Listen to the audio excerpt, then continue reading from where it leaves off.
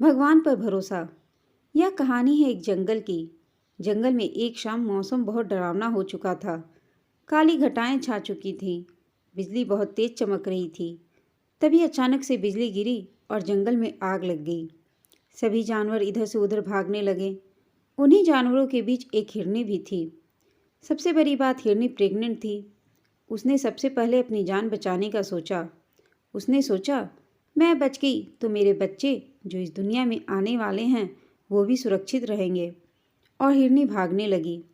वह भागते भागते जंगल के अंतिम छोर पर पहुंच गई, जहां एक नहर थी। वहां पहुंचकर हिरनी ने एक लंबी सांस ली और पानी पिया। तभी अचानक से हिरनी को लगा कि कोई मेरा पीछा कर रहा है। उसने तिरछी आंखों से देखा तो उसे एक शिकारी दिखाई दिया, जो झाड़ियों में था और अपनी बंदूक में गोली डाल रहा था, हिरनी का शिकार करने के लिए। सामने नहर और पीछे शिकारी था। फिर हिरनी ने दूसरी तरफ मुड़ना चाहा। जैसे ही वह मुड़ी, उसे सामने एक शेर खड़ा दिखाई दिया। हिरनी अब चारों तरफ से मुसीबत से घिर चुकी थी।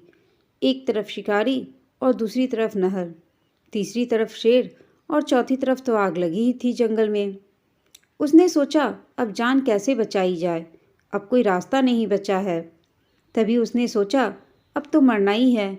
और हिरनी शिकारी की तरफ हिम्मत करके खड़ी हो गई और भगवान से गुजारिश करने लगी कि अब तो तुम ही मेरी और मेरे बच्चों की जान बचा सकते हो, जो अभी इस दुनिया में नहीं आए हैं। और वह शिकारी की गोली का इंतज़ार करने लगी कि यह गोली कब चलाएगा। तभी जंगल में लगी आग से एक चिंगारी निकलकर शिकारी की आंखों में जा गिरी और शिकारी की बंदूक से गोली शेर को जा लगी। शेर घायल हो गया। तभी बारिश होने लगी और धीरे धीरे जंगल की आग भी बुझ गई और मौसम सुहाना हो गया। इस सुहाने मौसम में हिरनी ने अपने बच्चों को जन्म दिया। ये छोटी सी कहानी हमें बहुत कुछ सिखाती है। हर इंसान मुसीबतों से घिरा हुआ है, चाहे वह गरीब हो या अमीर हो। मुसीबतें सभी पर आती हैं। जब आप चारों तरफ से मुसीबतों से घिरे हों तो कभी भी अपना साहस मत छोड़ना। हिरनी की तरह हिम्मत रखना और इस समय में भगवान को जरूर याद करना, क्योंकि उसके अलावा हमारी कोई मदद नहीं कर सकता है। साहस और भगवान पर भरोसा रखोगे तो निश्चित ही आप उस मुसीबत से बाहर निकल जाओगे। यह कहानी आपको कैसी लगी हमें कमेंट करके बताइएगा। साथ ही कहानी अच्छी लगी हो तो इसे लाइक, शेयर और चैनल को सब्सक्राइब अवश्य कर दीजिएगा।